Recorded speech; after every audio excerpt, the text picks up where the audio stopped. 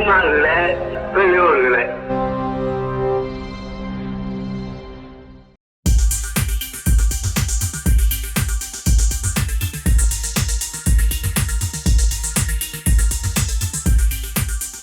சிறப்பாக நடைபெற்று கொண்டிருக்கக்கூடிய இந்த கருத்தரங்கத்திற்கு தலைமையேற்று உரை நிகழ்த்த இருக்கின்ற திராவிடர் கழகத்தினுடைய பிரச்சார செயலாளர் மூத்த வழக்குரைஞர் மாண்புமிகு அம்மையார் அருள்மொழி அவர்கள் உள்ளிட்ட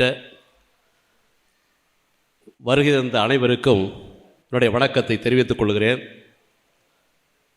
நான் கொஞ்சம் யாருக்கும் பயப்பட மாட்டேன்னு தெம்பாக இருந்தாலும் கூட இறைவி வந்தால் கொஞ்சம் பயமாக தான் இருக்கும்.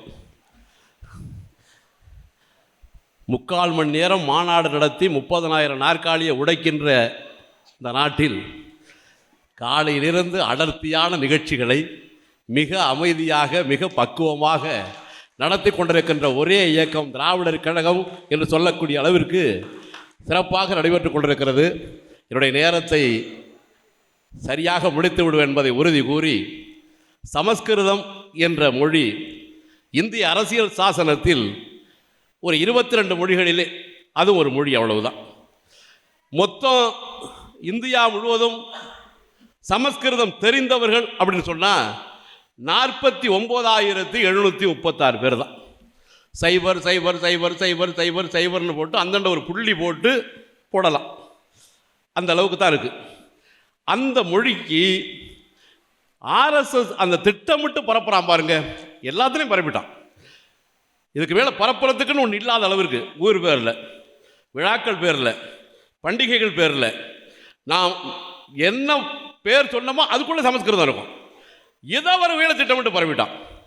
ஒரு மாதம் பண்டிகை அப்படின்னு பார்த்தா நம்முடைய தலைவர், தமிழர் தலைவர் ஐயா அவர்கள் மிகச்சிறப்பாக ஒரு அறிக்கை ஒன்று எழுதினார். ஒரு பண்டிகையும் பார்த்தீங்கன்னா சமஸ்கிருத பேராக இருக்கும்.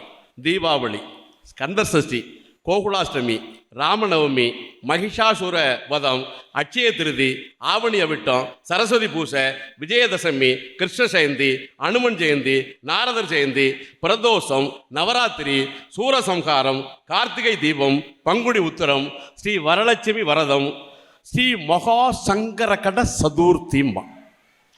இதை பார்த்தீங்கன்னா அண்ணா முதலமைச்சராக இருந்த பொழுது இந்த சமஸ்கிருதத்தை பற்றி மறைமலை அடிகளார் ஒரு புத்தகத்தில் ஒரு கட்டுரையாக எழுதினார். சமஸ்கிருதம் படித்தா வயத்து வலியை உண்டாக்கும். மற்ற மொழிகளுக்கு இதுக்கு வேறுபாடு நிறையா இருக்குது. சமஸ்கிருதம் படித்தா வயத்து வலியை உண்டாக்கும் அப்படின்னு எஸ்எஸ்எல்சி பாடம். இப்போ எஸ்எஸ்எல்சி இல்லை, இப்போ 10ஆம் வகுப்பு தான். அப்போ பார்த்தீங்கன்னா பார்ப்பனர்கள் மற்ற பார்ப்பன பத்திரிகைகள்லாம் ஆகா ஓஹோன்னு இருக்காங்க. உடனே பேரறிஞர் அண்ணா என்ன பண்ணார், டாக்டர் மு வரதராசன் என்று சொல்லக்கூடிய மூவாவை தலைமையாக போட்டு ஒரு குழு அமைத்து ஆராய சொன்னான். அந்த ஆராய்ந்த பொழுது ஆமாம் சமஸ்கிருதம் படித்தா வயத்து வலியைத்தான் உண்டாக்கும். இந்த மொழியை கேட்டாலே உங்களுக்கு தெரியும். கௌசல்யா ஜுப்ரஜா ராம பூர்வ சந்தியா பிரவர்த்ததே உத்திஷ்ட நரஜா தூளாகர்த்தம் யம் தெய்வவாந்திகம் உத்திஷ்டோ திஷ்ட கோவிந்த உத்திஷ்ட கருடத்வஷ காந்தா கமலா திரைலோக்கியம் மங்களம் குரு. அப்படியே வயத்தில் அடியிலேருந்து 400 கிலோமீட்டர் வந்து பிடுங்கிக்கிட்டு வருவானுவோம். கமலா குஜோ ஜக குங்குமதோ நியதாருணிதாதுள நீலதனோ கமலாயதலோ ஜனலோகம். அதான் ஏதாவது புரியுதா? ஒரு வரி புரியுதா உங்களுக்கு? புரியாது. வருட பெயர்கள் நம்ம தமிழ் வருட பிறப்புன்னா ஒரே ஒரு பேர் தமிழ் சொல்லுங்க. ஒரே ஒரு பேர், ஒன்று. பிரபவ தொடங்கி அட்சய முடிகிற வரைக்கும். பிரபவ சுக்ல பிரமதூத பிரசோத்பத்தி ஆங்கரஷ ஸ்ரீமுக பவ யுவ தாது ஈஸ்வர வெகதானிய பிரம்மாதி விக்ரம விஷு சித்திரபானு சுபானு தாரண பார்த்திப விய சர்வசித்து சர்வதாரி விரோதி விகிருத்தி கர நந்தன விஜய ஜய மன்மத துன்முகி கேவிளம்பி விளம்பி விதாரி சார்வாரி பிளவ சுபகிரது சோபகிரது குரோதி விஸ்வாயுசு பிராபவ பிளவங்க கீழக சௌமிய பரிதாபி ராட்சச நல பிங்கள காலயுத்தி சித்தார்த்தி ரௌத்ரி துன்மதி துந்துபி ருத்ரோத்காரி ரத்தாட்சி குரோதன அட்சயன்னு முடிப்போம். மறைமலை நகர், கும்மிடி பூண்டி, தாம்பரம் இப்படி சொன்னால் கூட நமக்கு புரிஞ்சிருக்கும். ஒரு பேர் தமிழ் கிடையாது. இதை தந்தை பெரியார் காலத்திலேருந்து எதிர்த்துருக்கோம். நேற்று முந்தா நாள் எதுக்கலை. முத்தமிழறிஞர் கலைஞர் காலத்தில் தான் தமிழ் புத்தாண்டுங்கிறதுக்கு இது சித்திரை கிடையாது, தை முதல் நாள் தான் தமிழ் புத்தாண்டுன்னு அறிவித்தார். இந்த டிராபிக் ராமசாமின்னு ஒரு பாப்பாடம் தான், வழக்கறிஞருக்கு நல்லா தெரியும். ரொம்ப குண்டாக இருப்பான், ஆளை பார்த்துருப்பியோ.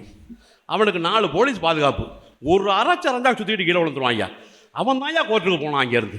இது வந்து தவறுன்னா அப்படியே கோர்ட்டில் கூப்பிட்டாங்க. வழக்கு போட்டவன் டிராபிக் ராமசாமி, வழக்கு traffic Ramasamy, traffic Ramasamy, traffic ராமசாமின்னா ஆளை காணும். 10,000 ரூபா அவதாரத்தை போட்டு ஓடு. கலைஞர் செஞ்சது சரிதான். ஆனால் மறுபடியும் முதலமைச்சர் வந்து மாற்றிட்டாங்க. முதலமைச்சர் அந்த ஜெயலலிதா வந்து அதை மாற்றினாங்க. இன்னமும் அந்த சமஸ்கிருதம் ஒழிந்த பாடம் இல்லை. திருமணம் சமஸ்கிருதம், தமிழ் கிடையாது. சோமக பிரதமே வீதகந்தர்வோ விதீத உக்கரக தத்திருதி வாக்கினி தேவதி சது உறுதிய சமணிச சாக மாங்கல்யம் தந்துணானே நமம ஜீவன ஹேதுணாம் கண்டே பத்னாமே சுபகே சஞ்சீவ சரத சதம். சமஸ்கிருதம். இதுக்கு தமிழ் அர்த்தம் இருக்குது. சோமக பிரதம வீதகந்தர்வோ, இந்த மணப்பெண்ணை பார்த்து சொல்லலாம். சோமன்கிற கடவுளுக்கு மனைவியாக இருந்து, கந்தரனுங்கிற கடவுளுக்கு மனைவியாக இருந்து, உத்திரனுங்கிற கடவுளுக்கு மனைவியாக இருந்து, கடைசியாக அந்த 4வதாக மனித ஜாதியில் பிறந்தவருங்கிறான். அதாவது ஒரு பூணூல் ஒன்று போட்டு விட்டுருவான். சரியா சொல்ல போனால் பார்ப்பானுக்கு மனைவியாக இருந்துட்டு தான் அதுக்கு அர்த்தம். அதுக்கு மாற்றி அமைத்திருக்கோம். நம்ம சுயமரியாதை திருமணத்தை கண்டிருக்கோம், இல்லைன்னு மறுக்க முடியாது. ஆனால் இன்றமும் நீடிக்கிறது. அதை பாதுகாக்க நினைக்கிறான். இறுதி நிகழ்வா கருமாதியா மந்திரம் வாங்கிறது. பரதி லோபதரதி அண்ண பிதா பிதா பிருங்காதா ஆதன் யோபாதா பத்யாம்னா ரங்கராச தர்மணம் சுபாக விதம் விதம் நம நம கிருஷ்ண கிருஷ்ண ஏகமாதா பகவிதா சர்சூத்ராய நம கோதானம் சமர்ப்பியாமே பூதானம் சமர்ப்பியாமே சொர்ணதானம் சமர்ப்பியாமே கன்னிகாதானம் சமர்ப்பியாமே. ஏதாவது புரியுதா உங்களுக்கு? நேர நெருக்கடி. அதில் சொர்ணதானம் சமர்ப்பியாமேங்கிறான், தங்கத்தை தானமாக கொடுங்கங்கிறான். ஒரு கிராமம் இப்போ வந்து 1900 இப்போ ஏறி இருக்கும் அநேகமாக. காலையில் 400 ரூபா இறங்கும், சாயந்தரம் 950 ரூபா ஏறும். எவ்வளவு கட்டிக்கார பேடாக இருந்திருக்கான் பாருங்க. கடைசியாக அதில் சொல்கிறான், தாய்மார்கள் வச்சுன்னு சொல்கிற சங்கடமாக இருக்குது. ஏகமாதா பகுபிதா சர்சூத்ராயணம. ஏகமாதா பகுபிதா சர்சூத்ராயணா, ஒரு தாய்க்கும் பல தகப்பனுக்கும் பிறந்த. அதுக்கு மேலே சொல்ல டேஸ் விட்டேன் உங்களுக்கு. யார் விட்ட? நம்ம விட்டு உட்காந்துக்கிட்டு இன்றைக்கு பிறப்புறான். இன்னைக்கு சரி பண்ணி சரியா நினைக்கிறான். நீங்க என்ன ஏதோ திட்டமிட்டு தனிப்பட்ட பார்ப்பனர்கள் சொன்னதா நீங்க நினைச்சிட வேண்டாம். நீங்க 1937 முதலமைச்சராக இருந்த அன்றைய சென்னை பிரதமர் ராஜாஜி, சக்கரவர்த்தி ராஜகோபாலாச்சாரியார்மா, என்னவோ பல நாட்டுக்கும் அரசனானதவங்க மாதிரி வப்பம் பேர் சக்கரவர்த்தி, அவ்வளவுதான். அவர் பேர் ராஜகோபால் ராஜாஜி. அந்த சக்கரவர்த்தி ராஜகோபாலாச்சாரியார் நம்முடைய சென்னை லயோலா கல்லூரியில் அவர் பேசினார். அவர் பேசுகிறத மட்டும் சரியாக படிக்கணுங்கிறதுக்காக சொல்ல வர்றேன். நமக்கு இருக்கும் பெருமை சமஸ்கிருதத்துடன் இணைக்கப்பட்டிருக்கிறது. பள்ளிக்கூடங்களிலிருந்தும் கல்லூரிகளிலிருந்தும் வெளியே வரும் மாணவர்களுக்கு நமது முன்னோர்கள் நமக்கு வைத்துவிட்டு போன பெருமைகளின் சாவி போன்ற சமஸ்கிருதம் தெரியாவிட்டால் மகா பெரிய விபத்தாகும்.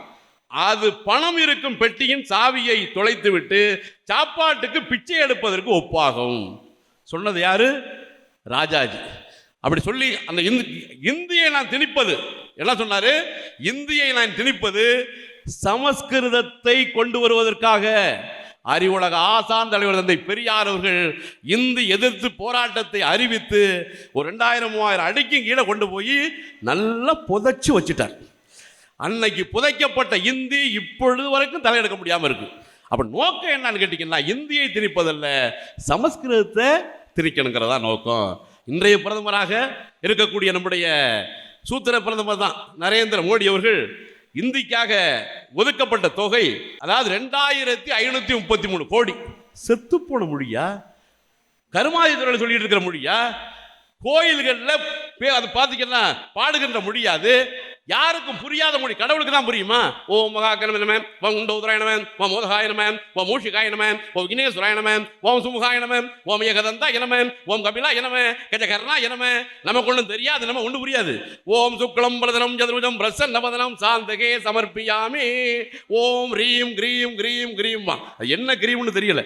படைக்கு உள்ள கிரீமா, பத்துக்குள்ள கிரீமா, சொரிக்கு உள்ள கிரீமா, சொரியாசஸ்க்கு உள்ள கிரீமா? இதான் விளங்குதான் அந்த மொழி. அந்த செத்து போன மொழிக்கு 2533 கோடி.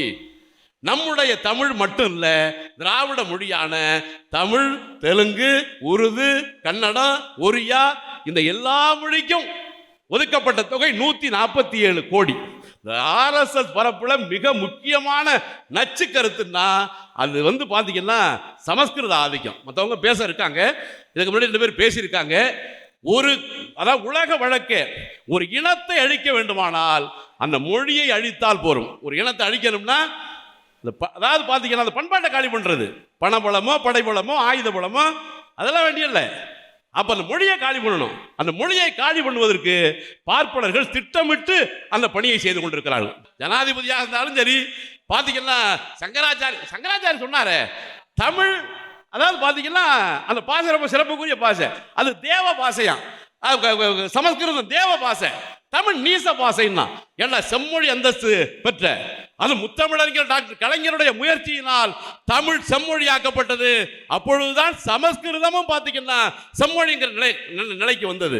அப்போ செத்துப்போன மொழிக்கு ஜனாதிபதியிலிருந்து பிரதமரிலிருந்து சவுண்டி பார்ப்பான் வரைக்கும் திட்டமிட்டு இந்த பணியை செய்கிறார் என்று சொன்னால் புரட்சிக்கு நம்முடைய இயக்கம் குறிப்பாக எனக்கு தெரிந்து வரலாற்றிலே பார்த்தீங்கன்னா ஆர்எஸ்எஸ் அபாயம் என்றாலும் சரி, ஆர்எஸ்எஸ் பற்றி சொன்னாலும் சரி, சின்ன வெளியீடாக இருந்தாலும் பெரிய வெளியீடாக இருந்தாலும் மக்களிடம் கொண்டு சேர்த்த இயக்கம் திராவிடர் கழகம். திராவிடர் கழகத்துடைய தலைவர் தமிழர் தலைவர் வீரமணி என்பதை சொல்லி புரட்சி கவிஞர் சொல்லுவார், தமிழின் பேர் சொல்லி தமிழரை வாழ்ந்துட்டாலும் தமிழ் அழித்து தமிழர் தம்மை தலை தூக்காது அழித்தவுடன் நினைப்பான் பார்ப்பான், அமுதாக பேசிடுவான், அத்தனையும் நஞ்சன்க நம்ப வேண்டாம், பார்ப்பானின் கையை எதிர் பார்ப்பானே பார்ப்பான் தின்ன பார்ப்பான் என்று சொன்னார். அந்த பார்ப்பனர்கள் திட்டமிட்டு சமஸ்கிருதத்தை பரப்புகிறார்கள்.